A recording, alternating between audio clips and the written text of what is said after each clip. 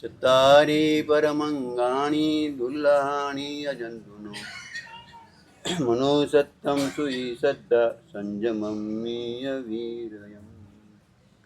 અનંત ઉપકારી હરિયન પરમાત્મા એમના શાસનમાં થઈ ગયેલા અનેક મહાપુરુષ આપણને આ શ્લોકમાં જણાવે છે કે 4 વસ્તુઓ ઘણી દુર્લભ છે.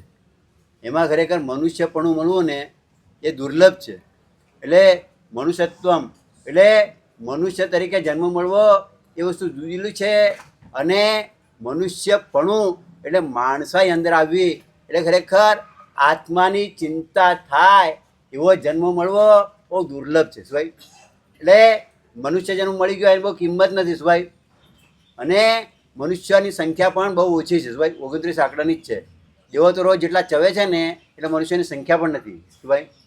અને ખરેખર તો આપણને જે મળ્યું છે ને એ બહુ દુર્લભ આપણને લાગવું જોઈએ કે ખરેખર આપણે શેના માટે પરમાત્માના દર્શન દ્વારા આપણને આપણા આત્માના દર્શન થાય ને તો પરમાત્મામાં આપણને ઇન્ટરેસ્ટ પેદા થાય. પણ આપણને મોટે ભાગે પરમાત્માના દર્શનમાં આપણા આત્માના દર્શન થયા ભાઈ. અને પરમાત્મા પાસે આટલા વર્ષોથી જે છે રોજ એક ગુણ લઈ આવે પરમાત્માના તો આપણે કેટલા ગુણો ભેગા થતા ભાઈ.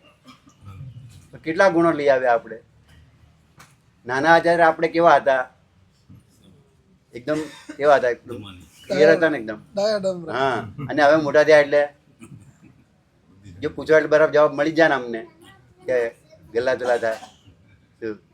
એટલે ખરેખર આપણે વિચારવું છે કે ખરેખર આપણે આટલી ઊંચી સ્ટેજ ઉપર આવી ગયા, એકદમ દરિયાની તળેટીમાં હતા અને એકદમ હવે કિનારે આવી ગયા છીએ. એકદમ તળેટીથી એકદમ ઉપર સપાટી પર આવી ગયા છીએ. કિનારો સામે દેખાય છે. હવે જો આપણે હાથ પગ હલાવીએ ને સહેજ તો સામે પહોંચાય એવું છે. તો દર્શન જ્ઞાન ચારિત્રની આરાધના કરીએ ને તો સામે પહોંચી જવાય, કિનારે પહોંચી જવાય. એટલે બહુ સુલભ છે. પણ છતાં આપણે હાથ પગ હલાવવામાં કેટલા તૈયાર ભાઈ. દુનિયાની દોડાદોડીમાં કેટલો ટાઈમ જાય છે અને આત્મા માટે કેટલો ટાઈમ જાય છે. અને દુનિયાની દોડાદોડીમાં કદાચ ટાઈમ જતો હોય પણ આત્મા કેટલો યાદ આવે છે એમાં પણ. એ ખરેખર વિચારું છે મનુષ્ય પણ આપણને મળી ગયો પણ મળવા છતાં પણ એની આપણને કિંમત કેટલી. ખરેખર રાજાના છોકરાને સોના રખવાની કિંમત ન હોય શું ભાઈ, કેવું હોય ખોવાઈ જાય બાપા નવું લાવી આપ્યું શું ભાઈ. અહીં આપણને પણ નવકાર મળી ગયો, પરમાત્મા મળી ગયા, સુદેવ સુગુરુ સુધર્મ મળી ગયો, બધું મળી ગયા. છતાં પણ ઇન્ટરનલ આપણને જેટલી વેલ્યુ જણાવી જોઈએ ને એટલી જણાવી નથી ભાઈ. એટલે ખરેખર અમે પણ તમારામાંથી જ હું આવ્યો છું અને તમે મારી લાઈફને જાણો છો બધી. પણ ખરેખર તો આપણે શું છે કે આપણે કાળા માથાનું માનવી છે ને બધું કરી શકીશું ભાઈ. પણ આ એક અંદર જાગી જવું જોઈએ ભાઈ. એ કોઈ અંદરથી જાગી જાય ને માણસ તો બધું કરી શકે છે ભાઈ. પણ ઇન્ટરનલ આપણને એમ થયું છે કે ખરેખર આપણને મળ્યું છે, દુર્લભ મળ્યું છે અને ભવ પાછું આ મળવાનું નથી. તો ખરેખર આવતીકાલની આપણને ખબર નથી અને 2 કલાક પછી પણ આપણને ખબર નથી, કલાક પછી પણ ખબર નથી. એની માટે આપણો પ્રયત્ન ઘણો છે. પણ જે આવતો ભવ આવવાનો છે ચોક્કસ આવવાનો છે. એની માટે કેટલો પ્રયત્ન. એક ભાઈ સંત પાસે ગયા અને કહે મારે શાંતિ જોઈએ છે, આઈ વોન્ટ પીસ. શું કીધું ભાઈ? I want peace. એટલે સંતે શું કીધું, તું ખાલી આઈ અને વોન્ટ 2 શબ્દ કાઢી નાખ એટલે પીસ જ છે. શું ભાઈ? હું અને મારે કંઈ જરૂરિયાત છે એ 2 શબ્દ કાઢી નાખ તો પીસ જ છે ને ભાઈ. આપણે પીસ બનવું છે, શાંતિ જોઈએ છે કે દોડા જ કરવી છે. આ મનુષ્ય મારે પડી શું આપણે શાંતિ મેળવવી છે કે દુનિયા દોડા જ કરવું છે. રેસમાં જાણે ઘોડાને દોડતા દોડા જ કરવું છે. ફીણ નીકળશે બીજું કંઈ નહીં આવશે ભાઈ. નંબર તો પહેલાં 3 જ આવશે, બાકીનો તો બધા શું. એટલે બધું આવું છે. એટલે મનુષ્ય સુઈ શ્રદ્ધા એટલે પરમાત્માના વચનો, પછી એના પર શ્રદ્ધા, અને પછી એ શ્રદ્ધા થયા પછી પોતાના આત્મામાં જે ગુણો છે એને બહાર લાવવા માટે સંયમમાં વીર્ય એટલે વ્રત નિયમ પચખાણ દ્વારા પાપનો ત્યાગ કરવો અને સાધના આરાધના કરવી. એના દ્વારા આત્માના મોક્ષમાં કેમ ઉર્ધ્વગતિ થાય એનો પ્રયત્ન કરવાનો છે. બાકી આપણે ગમે એટલું કરીશું ને તો એ જઈશું ને ત્યારે કઈ સાથે આવવાનું શું ભાઈ. આ ખુલ્લી આંખનું સપનું જાય, આંખ ખુલી થાય એટલે બંધ થઈ જાય ને ભાઈ. રાત્રે સપનું આવ્યું હોય અને આંખ ખુલે એટલે શું થાય, પૂરું થઈ જાય ને. પૂરું થવાનું જ છે કે નથી થવાનું. ફોરેનમાં કેટલા ગયા ને આપણે પણ જવાના ને ભાઈ. તો એને માટે પછી તો આપણે માટે એની માટે તૈયારી કેટલી આવતા બહુ માટે તો કંઈક કરજો શું ભાઈ. ના પાડી છે કે ભાઈ જ્યાં કોઈ પરિચિત હોય ને ત્યાં વ્યાખ્યાન નહીં આપવાનું, ના પાડી છે. હા, કે પાર્કીમાં કામ નહીં દે. હા, પેલા તુલસીદાસ ગયા ને ગામમાં તો માજીને કીધું તુલસીદાસ આવે છે, ઓહો પેલો તુલસીડો, એટલી કિંમત થાય. હર્ષવર્ધન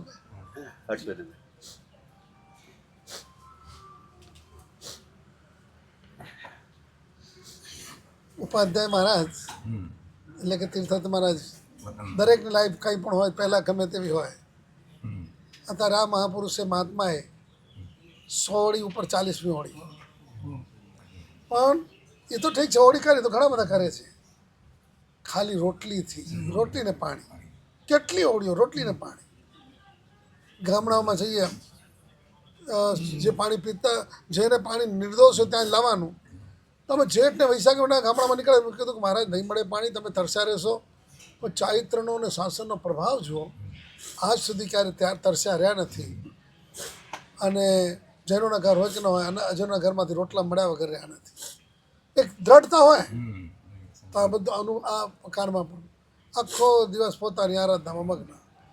એનાથી કદાચ વિશેષ છે કે એ છે ને સુતારે છે, લુહારે છે, દરજીએ છે, મોચી છે, મેકર છે, બધું જ છે. એટલે સમજ્યા તમે?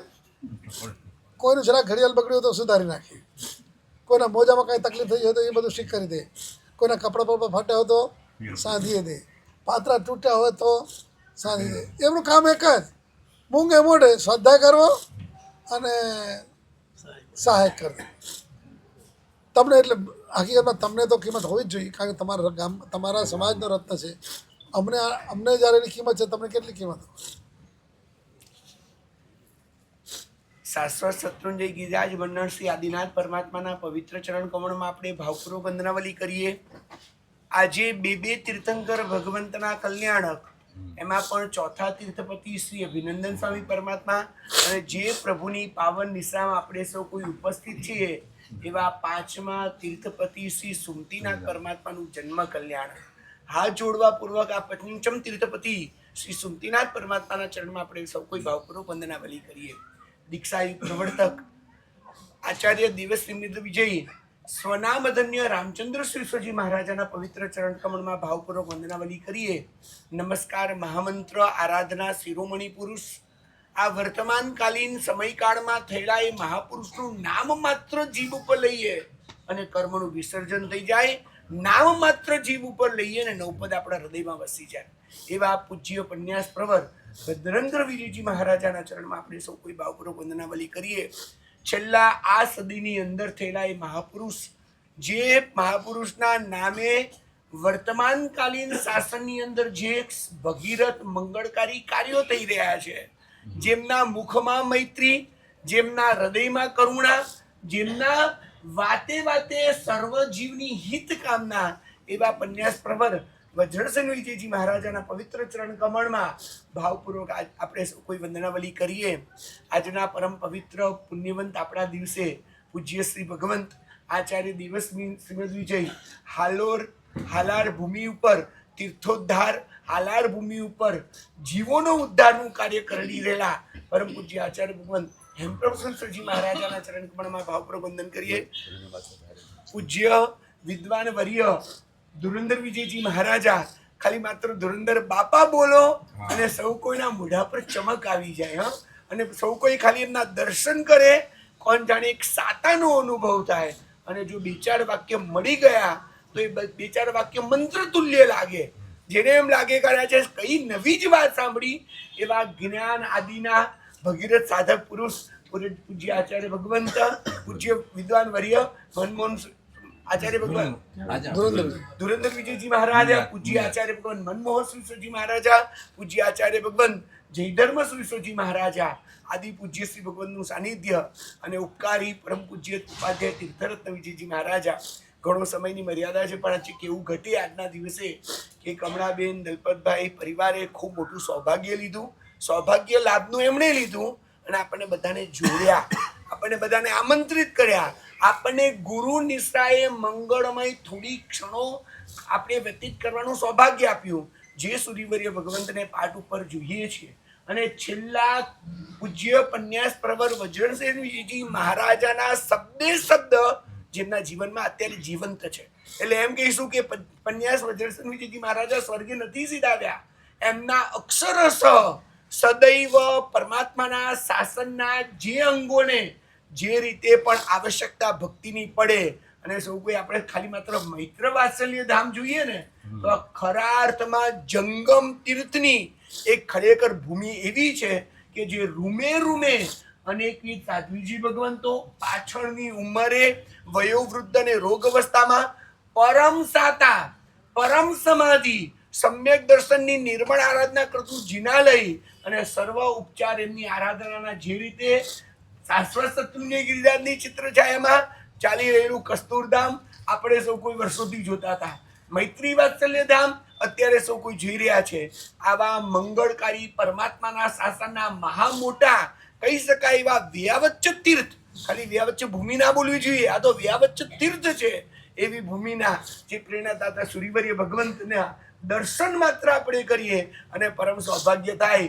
બધા સુકૃતો 5-15 મિનિટ અડધો કલાકમાં બોલવા શક્ય જ નથી. જે પૂજ્ય શ્રી ભગવંતની પાવન પ્રેરણાથી અનેકવિધ સાધર્મી ભક્તિઓના કાર્યો, અનેકવિધ તીર્થોદ્ધારના કાર્યો, અનેકવિધ દેવદ્રવ્યને હાનિ પહોંચી હોય એવા જિનાલય અને સંઘોનું ફરીથી પુનરુત્થાન, આવા અનેકવિધ સુકૃતની જ્યાં આગળ સરવાળો રચાય છે એવા સુરીવર્ય ભગવંતની આપણને સૌ કોઈને નિષ્ઠા થાય. એકવાર બે હાથ જોડવા પૂર્વક એમના દર્શન માત્ર કરી, એમના નામનું સ્મરણ કરી, એમના ચરણે આવા અનેકવિધ શાસન ભગીરથ ઉત્તમ કાર્યોની આપણે આચાર્ય ભગવાન હેમપ્રભુજી મહારાજાના ચરણે વંદન કરી અનુમોદના કરીએ. આજે સૌ કોઈને સૌભાગ્ય મળ્યું છે ને જે નાતે ભાણેજ પરિવાર જે સાહેબજીને લઈને આવ્યા છે ઉપાધ્યાય તીર્થરત્નજી મહારાજા જેમના અને બેન માર સાહેબની કમળાબેન, હા સંસારીબેન, એ પરિવાર આજે પૂજ્ય શ્રી ભગવંતની પાવન પધરામણી કરે છે. જે ભગવંત વર્તમાન સમયકાળની અંદર દીક્ષાયુગ પ્રવર્તક આચાર્ય ભગવંત રામચંદ્ર સરસ્વતી મહારાજાના સમુદાય વર્તી ઉપાધ્યાય પદને પામ્યા છે. જે ભગવંતે ઉપાધ્યાય પદવી અને મુનિ જીવનના પ્રાય કરીને 43 થી અધિક સંયમ વર્ષની આરાધના, અને જે હમણાં તમે સૌએ કે સાંભળી 100 ઉપરની 41મી એટલે લગભગ 141 થી અધિક વર્ધમાન તપની આંબિલની ઓળીઓ દ્વારા તપને તપ્યું છે. ખાલી વર્ધમાન તપની ઓળી નહીં, બહુ ઓછા સમયમાં લગભગ પ્રાય 3-4 વર્ષની અંદર વિશેષતાનક તપ એટલે જેને આપણે 400 ઉપવાસ પ્રમાણ કહીએ છીએ અને લગભગ 10 વર્ષમાં તપ પૂરું કરતા હોઈએ છીએ, એ માત્ર 3 જ વર્ષના ગાળાની અંદર જે પૂજ્ય શ્રી ભગવંતે ઉપવાસ દ્વારા વિશેષતાનક તપની આરાધના કરી છે. જે ઉપાધ્યાય ભગવંતના અનેકવિધ પ્રકારના નિત્ય તપો અખંડિત રીતે વર્ષી તપાદીના નિત્ય આરાધાયેલા છે એવા ઉપાધ્યાય ભગવંતને વંદન કરીને સાહેબે જે શબ્દ બોલ્યા, જે આંબિલ સામાન્ય રીતે આંબિલ સાણીના મેનુને જોઈને આપણે સુખદ કરતા હોઈએ છીએ, એ પૂજ્ય શ્રી ભગવંત જીવંત પર્યંત જાણે આંબિલ શાળાના ત્યાગી હોય, એટલે કે આંબિલ શાળામાંથી વહોરવું નહીં, નિર્દોષ ગોચરીનો યોગ કરવો, નિર્દોષ ગોચરીમાં પણ અત્યંત દ્રવ્યોની મર્યાદા કરવી. અને એમાં મર્યાદા તો ત્યાં થઈ જાય જ્યારે માત્ર આંબિલમાં રોટલી પાણીના, આંકડો કહી દઉં, અહીંયા બેસેલા તમામ વ્યક્તિમાં એક વખત અનુમોદનાનો સૂર ઉઠે, છેલ્લા લગભગ 2600 આંબેલ માત્ર 2 દ્રવ્ય એટલે રોટલી અને પાણી એવા 2 જ દ્રવ્યથી 2600 જેટલા આંબેલ જે પુણ્યવંત મહાત્મા ભગવંતે કરેલા હોય.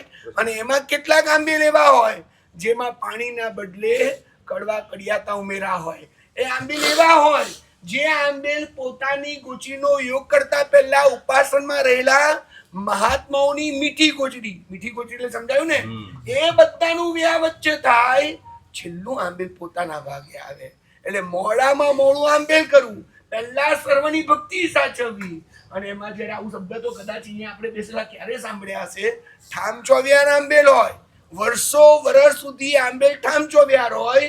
અને પૂજ્ય શ્રી ભગવંતે ફરમાવ્યું તેવી રીતે જો નિર્દોષ પાણીનો યોગ ન થાય તો આંબેલ કરતી વખતે આંબેલ પચખાણ પાડવાનું, આંબેલનું વાપરવાનું, 48 મિનિટ સુધી મુખ શુદ્ધિ થાય એ રીતે આસન પર બિરાજિત થવાનું અને પાણહારનું પચકાણ સાથે આંબેલ પરિપૂર્ણ કરવાનું. વિના પાણીનું આંબેલ.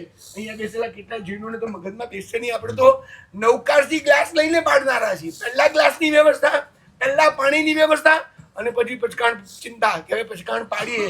આ ભગવાન આ સૌભાગ્ય સંયમ સાધનાનું કરે કે જેમાં પાણીનો અવકાશ ચૈત્ર વૈશાખના મહિનામાં પણ ન રહે. સીધો બીજે દિવસે આંબેલનો યોગ થાય. આવા ઉપાધ્યાય ભગવંતનો આપણને સૌ કોઈને આજે દર્શન થાય. હું કહું દર્શન થાય નહીં, નામથી ઓળખાય નહીં, આજે જો ગુણથી ઓળખાય તો અહીંયા પધારેલા સ્વજનોના હૃદયની અંદર રોજ આરાધના સાધનાની વૃદ્ધિ માટે જાપ શરૂ થાય. આ ભગવંતને અનેકવિધ પ્રકારના ઉપસર્ગો આવ્યા છે જેની અંદર અકસ્માતો થયા છે, જેમાં પ્લેટો બેસાડી છે, જેમાં અપાર વેદના થઈ છે. આપ માણસોની આ બનેલી જામનગરની વેદના વખતે હજુનો અકસ્માત થયો છે. એ અકસ્માત કોઈની ભૂલને કારણે થયો છે. એને કારણે ઓપરેશનો થયા છે. જેના કારણે આ અકસ્માતની ઘટના બની હોય એની ઉપર પણ તત્ક્ષણ ખૂબ કલ્યાણકારી ભાવના, એના માટે પણ હિતકારી ભાવના, જરા પણ કોઈ જીવ માટે આંશિક દુર્ભાવના જન્મી જાય.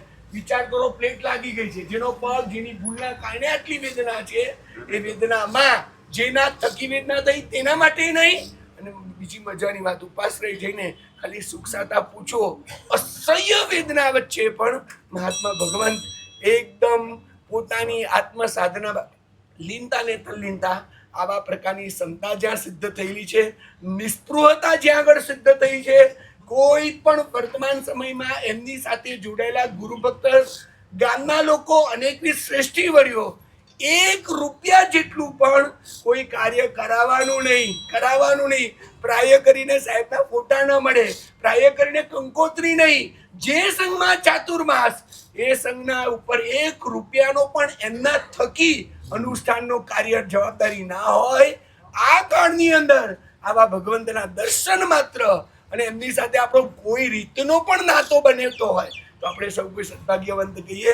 કદાચ આ તો પૂજ્ય શ્રી ભગવંતે મને લખેલા લગભગ 700 કાગળ હશે, 700 પત્ર.